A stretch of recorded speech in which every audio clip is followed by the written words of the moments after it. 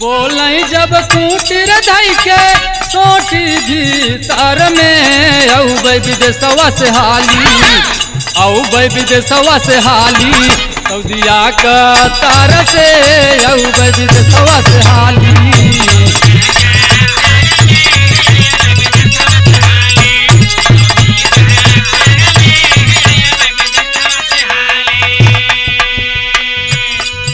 अच्छा बतावत है कि हम ब्यूटी पार्लर में जाई फेशियल करवाई क्या करे बिना तनी बता देता।